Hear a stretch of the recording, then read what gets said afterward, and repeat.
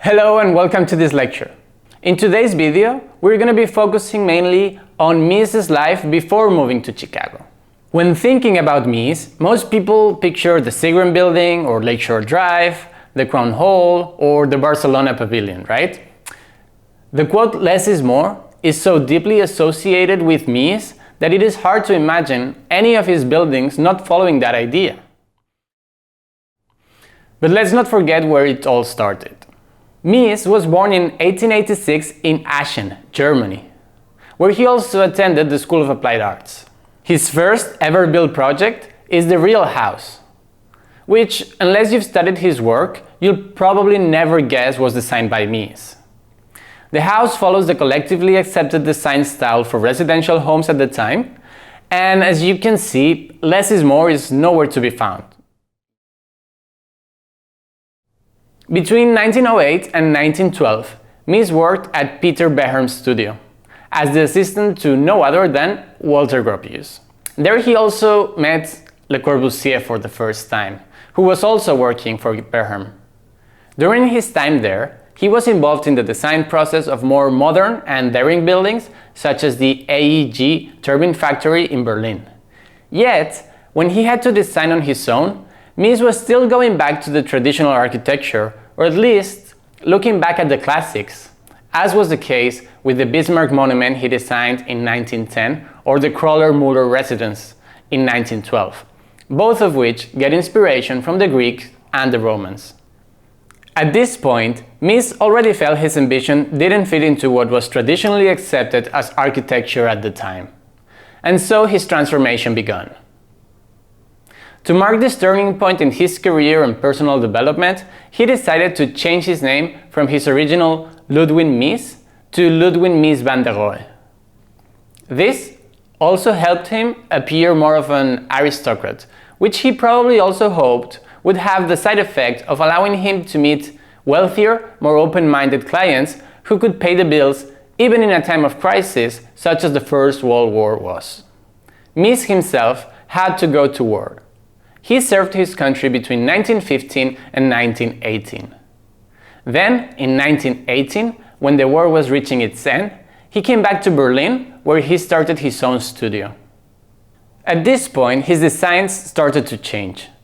During the war, Mies was exposed to several European avant-garde movements, such as the Dutch Expressionism or the Russian Constructivism, both of which had an influence in his designs.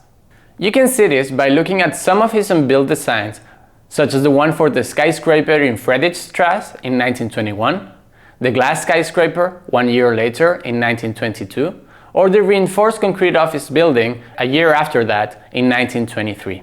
Mies had left behind any attachment to tradition or classicism, and was starting to experiment with new forms and materials.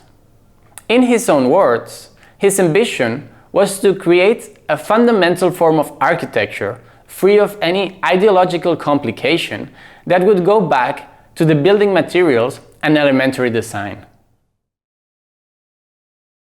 These were all designs that Mies worked on as exploratory exercises, but convincing paying clients to embrace this type of design was a different story. And when the wealthy families of Berlin came to him to build their houses, he still had to take a step back and incorporate a lot of what these people were used to see. Whatever it took to pay the bills and keep evolving. His first real opportunity came in 1929 when Germany asked Mies to design the German pavilion for the Universal Exhibition that was going to take place in Barcelona. Being a small-scale temporary structure, Mies was given permission to design freely, and he did so in the most spectacular way. When the pavilion opened its doors to the public, Philip Johnson called it the paradigm of a period of architecture. And when it was later announced that the pavilion was going to be rebuilt in 1986, Johnson publicly said, "The problem before us is, should a dream be realized or not? We've made such a myth of that building. Shouldn't it be left in the sacred vault of the memory bank?" And then he quickly answered to himself, Mies wanted it done, as if putting his personal seal of approval on the reconstruction of the pavilion. Remember, these words were coming from no other than Philip Johnson, so they truly helped put into perspective what Mies had achieved with his design in Barcelona. The Universal Exhibition was also a window to the world and helped Mies become internationally recognized, as well as even more respected than he already was in Europe. The success of the pavilion paid off, and in 1930 he went on to building the Tugendhat House, where he was finally able to express his ideas freely on a private project. In 1930, his career hit yet another turning point, when Walter Gropius asked him to step up as director of the Bauhaus in Dessau. Mies complied with the request from his old colleague and held his position until the school was finally closed by the Nazis in 1933. His time at the Bauhaus was a key point in his career, as he realized the importance of creating a legacy other than his own buildings, so that his ideas could live beyond his time, something that he would later keep on doing at the IIT in Chicago. By the time the Bauhaus was forced to close in 1933, Mies had already received his first commission in the US. He was commissioned to design an exhibition installation at the Museum of Modern Art in New York, the MoMA. For a while, Mies did try to fight the Nazi regime and reopen the Bauhaus.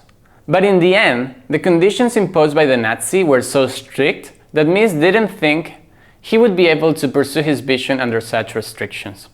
Unlike other members of the Bauhaus, Mies was not personally prosecuted by the regime. His life wasn't threatened, and he wasn't strictly forced to go live on the exile.